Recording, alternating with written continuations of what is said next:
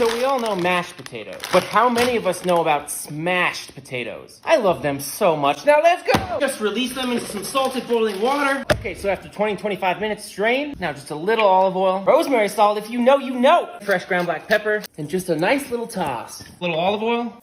Put a potato in, and you can smash it with literally anything. Straight into the bottom rack of a 400-degree oven. 20 minutes, I'm gonna flip them all over. Now add about 3 tablespoons unsalted butter and a whole bunch of smashed garlic. Now return to the oven. Another 20 minutes and they're done. Little truffle salt.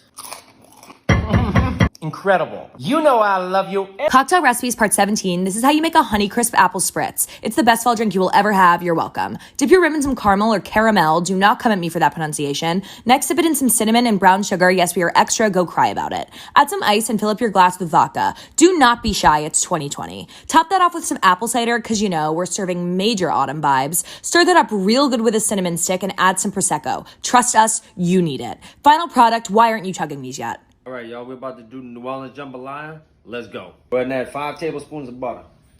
Go ahead and add 2 pounds of seasoned chicken breast with your Cajun seasoning. Cook your chicken on a medium heat until it's brown on all sides. Took about 3 minutes for the chicken to brown. Now go ahead and add in 1 pound of andouille sausage. Okay, it's been 3 more minutes with the sausage. Now go ahead and add in 1 cup of green bell pepper, 1 medium yellow onion, 1 stalk of celery, 3 teaspoons of minced garlic, a teaspoon of soy parsley. It's been 4 minutes on the vegetables. Now go ahead and add 2 cups of chicken broth, 1 cup of rice, 1 14-ounce of diced tomatoes, 1 teaspoon of W sauce, 3 bay leaves, another teaspoon of my seasoning or your Cajun seasoning. Okay, now go ahead and let it come to a boil and reduce the heat. Let it come to a simmer for 15 minutes. Now go ahead and add a pound of shrimp and let it simmer for 10 more minutes. Now go ahead and cook it till all your liquid's out and check it out. Time to enjoy with some French bread.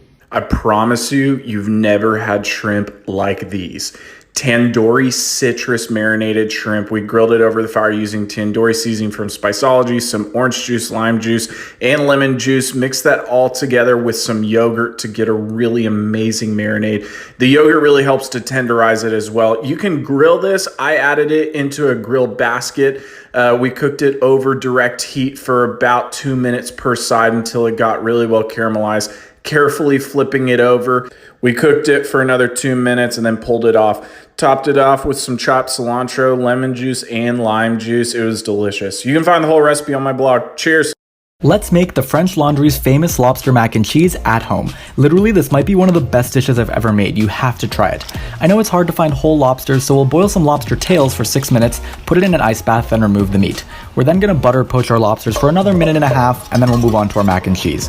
Reduce some lobster broth to 1 cup, add heavy cream and reduce again to 1.5 cups, and then boil some orzo for 3 minutes. Add it to your creamy lobster broth with a little bit of mascarpone cheese and cook for another 3 minutes. For the crisps, bake Parmigiano Reggiano at 400 for 3 minutes, then let it cool, and it's time to plate. Put everything together and you're done. You've got a 3 Michelin star dish in your home. I'm going to the French Laundry for the first time this month, so I'll get to try their mac and cheese in real life too. Thomas Keller, the head chef, has been a huge inspiration to me, so I'm so glad that I get to share his recipes with all of you. But for now, it's time to dig in. I had to do popcorn tech. So what you gonna need? Some popcorn, some Caro light corn syrup, some coffee, the cheapest shit you can find. You gonna need some jars. Fill up your pressure cooker with water. Get it boiling while you preparing everything. Fill up all your jars, but leave one out because the popcorn's gonna expand when we hydrate it. 1/4 to 7/8 of the way full. Remember, leave one jar empty. Don't worry about having distilled water in the pot. That doesn't matter. That's for something else. 2 to 3 tablespoons of coffee. I'm using 3 because I'm doing like 5 jars. Then eyeball like a tablespoon of light corn syrup. Every few minutes until it starts to boil. Stir when it comes to a boil. Dump all the popcorn in. Put a lid on it and wait about 10 minutes for a steady stream of steam to come out. Like that, put 5 pounds of pressure on it. Just like that. Now, set timer for 30 minutes. Good morning. I'm gonna show you how to make the best eggs you've ever eaten. They're called Parmesan Eggs. Let's do it. Just melt some butter down in a small pan. Add whatever Parmesan cheese you have to the bottom. Then add in 2 cracked eggs. Season well. I'm using Danos. Highly recommend it. It's just the perfect amount of spice and flavor. Lid on, about on a medium heat. They're done. Ooh, look at that Parmesan crust. Finish it off with a little hot sauce and you're good to go. These spiced carrots are one of my favorite quick and easy lunches. Start by washing and trimming your carrots, then cut them into chunks. I like size variety for texture, then add a tablespoon of olive oil and season them with a half teaspoon of ground cumin, a half teaspoon of garlic powder, a half teaspoon of paprika, some chili flakes, kosher salt, and black pepper. Toss to coat evenly, then place them on a lined baking sheet and broil the carrots for 8 to 10 minutes until they're browned and slightly tender. Add some lemon juice and vegan feta, and that's it. I usually eat them with some hummus and pita chips. Good morning, everybody. Today we're going to make Christmas crack. You start with a package of the white melting bark and just throw it in the bottom of your crock pot. Then you take the chocolate bark, put that on top of the vanilla. Then you just layer 2 cans of peanuts. I use the dry roasted, which works perfectly. And then you're going to take, you're supposed to use peanut butter chips, but I use 1 butterscotch. And usually I use a peanut butter one, but today, because we are making it for the holidays, we're going to use some peppermints. And you can really change the variety of what chips you're going to use. And then you take 2 bags of semi-sweet chocolate morsels. This is like heaven here. And you just layer everything into your pot. You turn it on low and you do not touch it. My hands are clean. You do not touch.